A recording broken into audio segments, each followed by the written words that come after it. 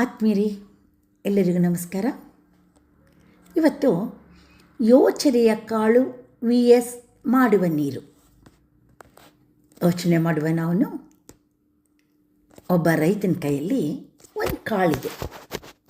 ಅವನು ಆ ಕಾಳನ್ನು ನೋಡಿ, ಇದು ಹೇಗೆ ಬೆಳೆಯುತ್ತೆ?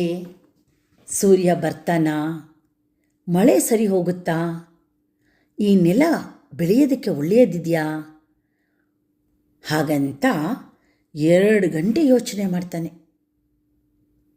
ಆದರೆ ಕಾಳು ಕುಳಿತೊಲ್ಲೇ ಕೂತ್ಕೊಂಡಿರುತ್ತೆ. ಯಾವ ಫಲವೂ ಬರೋದಿಲ್ಲ. ಅವನ ಯೋಚನೆಯಿಂದ ಯಾವುದೇ ಪ್ರತಿಫಲ ಇಲ್ಲ. ಆದರೆ ಅವನು 2 ನಿಮಿಷ ಮಾತ್ರ ತೆಗೆದುಕೊಂಡು ಆ ಕಾಳನ್ನು ನೆಲದಲ್ಲಿ ಬಿತ್ತುತ್ತಾನೆ. ಸ್ವಲ್ಪ ನೀರನ್ನು ಹಾಕ್ತಾನೆ, ಅಷ್ಟೇ. ಪ್ರಕೃತಿ ಏನು ಮಾಡುತ್ತೆ? ತನ್ನ ಕೆಲಸನ ಶುರು ಮಾಡುತ್ತೆ. ಕಾಳು ಮೊಳಕೆ ಹೊಡೆಯುತ್ತೆ, ಜೀವ ಹುಟ್ಟುತ್ತೆ, ಪರಿಣಾಮ ಕಾಣುತ್ತೆ. ನಾವು ಯೋಚನೆ ಮಾಡುವ 2 ಗಂಟೆಗಿಂತ 2 ನಿಮಿಷ ನಾವು ಮಾಡುವ ಕಾರ್ಯದಿಂದ ಫಲ ಸಿಗುತ್ತೆ.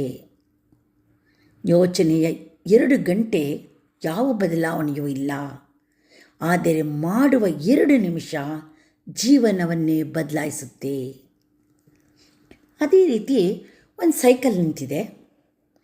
2 ಗಂಟೆ ಒಬ್ಬ ವ್ಯಕ್ತಿ ನಿಂತ್ಕೊಂಡು ಈ ಪೆಡ್ಲನ್ನು ಹೇಗೆ ತಿರುಗಿಸ್ಬೇಕು ಅಂತ ಗಾಢವಾಗಿ ಯೋಚನೆ ಮಾಡ್ತಾ ಇದ್ದಾನೆ.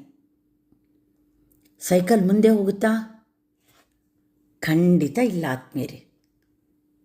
ಆದರೆ 1 ನಿಮಿಷ ಆ ಪೆಡಲ್ ಹಾಕಿದರೆ, ಅದನ್ನು ತುಣಿದರೆ ಮುಂದೆ ಸಾಗುವ ಶಕ್ತಿ ಖಂಡಿತ ಬರುತ್ತೆ.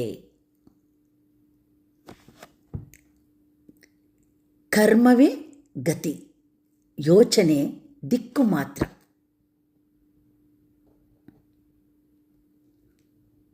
ಜೈ ಶ್ರೀಕೃಷ್ಣ.